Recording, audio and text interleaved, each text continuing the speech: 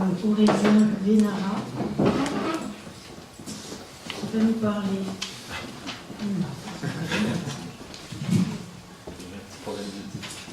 Alors, la recherche de biomarqueurs qui permettrait de prédire ou d'expliquer l'échec de la réhabilitation améliorée dans la prévention de l'ILUS post-opératoire. Oui, il y a eu un petit problème de titre. En fait, ça se limite à la réhabilitation améliorée après la chirurgie colorectale, réduit le risque d'ILUS en réduisant l'inflammation péricolique. Donc, je voudrais remercier les membres de l'Académie de me permettre de présenter notre travail, qui est donc relatif au mécanisme de l'ILUS post-opératoire, notamment après chirurgie colique, dans un contexte de réhabilitation améliorée. L'ILUS post-opératoire est donc un ralentissement du transit post-opératoire qu'on retrouve dans toutes les chirurgies qui augmente le coût de la prise en charge, notamment en augmentant la durée d'hospitalisation et la morbidité post-opératoire. Il est lié en partie à une inflammation pandigestive en rapport avec la manipulation intestinale. Et cette inflammation pandigestive emprunte notamment la voie de la dégradation de l'acide arachidonique, qu'on voit représentée à droite. L'acide arachidonique provient des phospholipides et est dégradé par les enzymes qu'on connaît bien, COX-1 et COX-2. Et secondairement, notamment la COX-2 donne de la prostaglandine H2 qui va être dégradée par la MPGES1 et la HPGDS et LPGDS qu'on connaît moins, et qui vont donner les prostaglandines E et D. La prostaglandine E2 est plutôt pro-inflammatoire et pro-iléus, alors que la prostaglandine D2 est plutôt connue pour être favoriser la reconstruction et pourrait même avoir un rôle dans la prévention de l'iléus. Donc on comprend bien que le fait de donner des anti-COX-2 comme on les donne actuellement peut entraîner diminue l'iléus parce qu'elle va diminuer la prostaglandine E2, mais augmente le risque de fistule anastomotique, pourrait augmenter le risque de fistule anastomotique en bloquant les voies HPGDS, LPGDS. Alors la réhabilitation améliorée, on sait maintenant qu'elle réduit le délai de reprise du transit et l'incidence de l'iléus. Et puis on s'est intéressé essentiellement, nous, aux périodes pré- et pér-opératoires, puisqu'on a travaillé sur des tissus de prélèvement colique pér-opératoire. Donc la différence avec la réhabilitation, avec la prise en charge, disons, habituelle, c'est que les patients avaient une immunonutrition, l'immunonutrition étant notamment des composés d'arginine et d'oméga 3 qu'on donne pendant une semaine avant l'intervention, des hydrates de carbone qui sont donnés la veille et le jour de l'intervention, qui sont finalement du sucre qu'on met dans un grand verre d'eau, de la réduction du jeûne. En pér-opératoire, on diminue l'hydratation, on utilise des morphiniques de courte durée d'action et aussi on favorise la célioscopie, qui est un grand point puisqu'on sait que ça diminue l'inflammation. Alors, la preuve ici que l'iléus est réduit par la réhabilitation, c'est qu'on voit sur la figure 1, c'est un travail qu'on avait mené dans le service et qui montre bien que plus on suit le protocole de réhabilitation et plus moins la durée de reprise du transit est longue. Toutefois, malgré cette réhabilitation, il persiste toujours 30 à 40% d'ILUS quand on prend un cut-off à 4 jours, alors sachant que dans la littérature, on trouve des cut-offs de 1 à 7 jours. Donc on n'a vraiment pas une définition de l'ILUS qui est facile, et ça fera partie des objectifs dans les suites de trouver un vrai cut-off qui permette de rendre un petit peu la littérature homogène. Donc le but de ce travail, c'était de voir si les voies de dégradation de l'acide arachidonique ont un rôle dans la réduction de l'ILUS induit par la réhabilitation. Et puis, au sein des patients qui sont réhabilités, de savoir si la dégradation de l'acide arachidonique a toujours un rôle. Et enfin, on a voulu voir dans un deuxième temps si l'effet de l'inhibition pharmacologique des principales enzymes terminales de la voie de l'acide arachidonique, et donc celle dont on a parlé tout à l'heure, la MPGES1 et l'HPGDS et LPGDS, ont une action sur l'activité contractile colique. Donc pour ce faire, on a pris 38 patients consécutifs qui ont été opérés pour des polypes non résécables en endoscopie ou un cancer colorectal, qui suivaient un protocole de réhabilitation. On a pu les prendre en prospectif parce que ça correspondait à peu près au moment où on avait mis en place ce programme dans le service.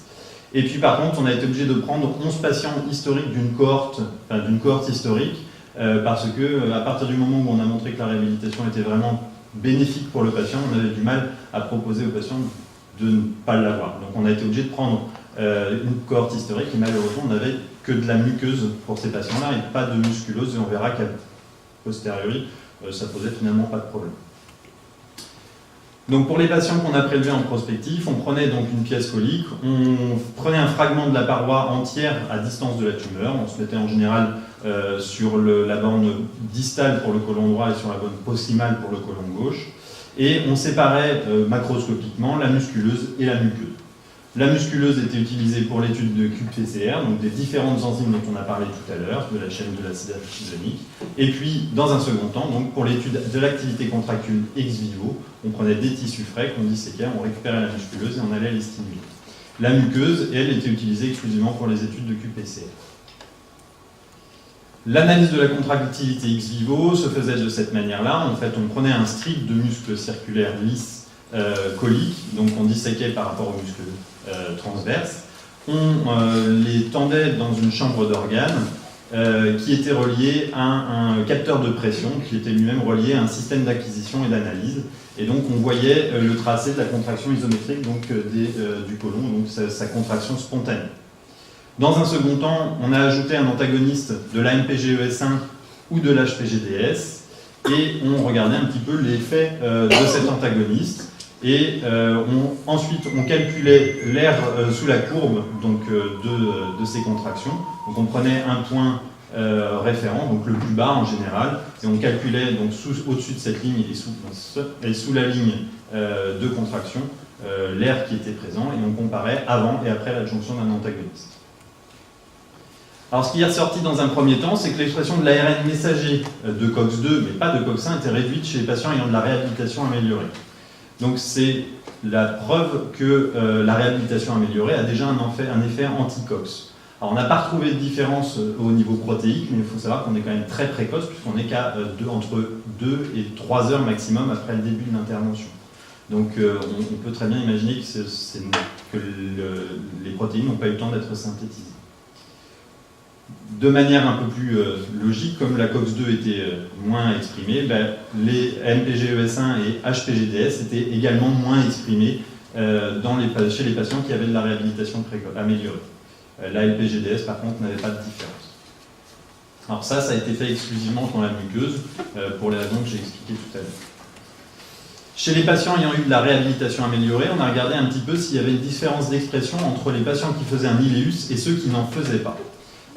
Il n'y avait aucune différence dans l'expression des différents gènes étudiés. En revanche, dans la musculeuse, on avait une association entre le délai de reprise du transit chez les patients de l'expression de la mRNA de COX-2 et de l'expression de la mRNA de HPGDS. Pour la MPGES1, on avait une tendance mais qui n'était pas significative. Donc dans un troisième temps, comme on avait une tendance pour la MPGES1, qu'on avait une significativité pour l'HPGDS, on a voulu évaluer leur effet sur des muscles coliques frais. On n'a pas évalué le COX-2 parce qu'il a déjà été montré que ça avait un effet bénéfique sur la contractilité, mais ça a été également montré que les anti-COX-2 avaient un rôle probable dans les fistules anastomotiques post-opératoires, et donc que leur utilisation en clinique courante était actuellement utilisée, mais en tout cas qu'on pouvait peut-être faire mieux, et donc on a essayé d'évaluer l'HPGDS et la MPGES1. Et on voit que pour le solvant, donc, qui était le solvant des différentes drogues, on n'a pas d'activité. Pour HPGDS, l'antagonisation de l'HPGDS n'a pas non plus de rôle dans la contraction. Par contre, l'antagoniste de MPGES1 augmentait immédiatement la contraction spontanée du côlon. On retrouve cette tendance et cet effet dans les 7 patients qu'on a évalués sur cette période. Donc les conclusions sont que la réhabilitation améliorée permet une réduction sélective de l'expression précoce des ARN messagers de la chaîne de dégradation de l'acide arachidonique. Les facteurs probables qui sont en rapport avec cette diminution, c'est le fait d'apporter de l'arginine, donc l'immunonutrition. L'arginine entre dans le métabolisme de l'azote, et on sait que l'azote, notamment par la biais de INOS, va activer la COX-2, et donc si on a moins de INOS, on a moins d'activateurs de COX, et donc du coup la chaîne est limitée. Les hydrates de carbone par le même biais, et puis la célioscopie également, qui n'est pas écrite ici, qui a un effet anti-inflammatoire, ça a été montré par le biais notamment des interleukines. Au sein des patients qui ont de la réhabilitation améliorée, l'inhibition pharmacologique de la MPGES1 augmente la contraction spontanée des muscles circulaires coliques. Et on pense que cibler cette enzyme de manière sélective, soit par une approche pharmacologique, mais aussi par une approche nutritionnelle, puisqu'on a retrouvé certains nutriments qui pouvaient bloquer cette voie, pour permettre de réduire la durée des iléus sans occasionner aucune morbidité en lien avec les AINS habituels. Je vous remercie.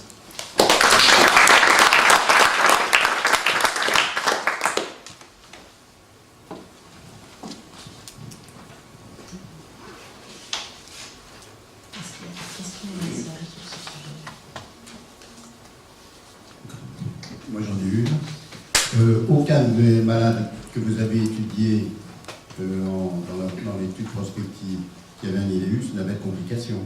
Non, on a éliminé tous les patients qui avaient fait une complication secondaire pour ne garder que les iléus primaires et pas les iléus réactionnels à une infection.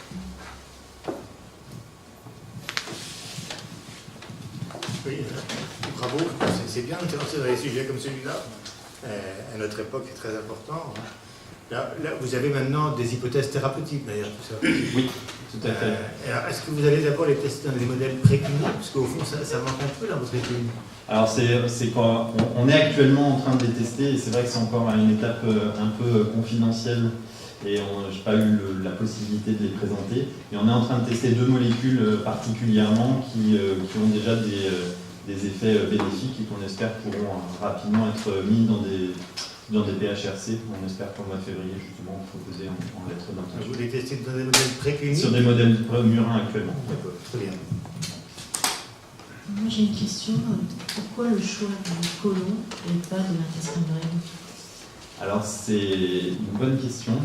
C'est que initialement c'était pour des problèmes de disponibilité de matériel. C'est-à-dire qu'on avait plus de facilité à avoir du côlon, en tout cas dans notre service on fait plus de colectomie pour cancer que de résection de grêle pour des maladies non inflammatoires. On voulait éliminer toutes les maladies inflammatoires parce qu'on considère que ça peut biaiser nos résultats. Donc on s'est intéressé au côlon. Après, il y a eu beaucoup d'études en plus qui ont été faites déjà sur l'intestin grêle dans la littérature chez l'homme et rien sur le côlon. Donc on voulait avoir un peu cette originalité et en plus de ça, on a vraiment noté que l'inflammation était pandigestive et que donc les mécanismes qu'on retrouvait dans le côlon, on les a superposés à ceux qu'on trouve dans le grêle et la littérature nous a donné, en tout cas, nous a pas donné tort. Pas d'autres questions? On vous remercie beaucoup. Merci.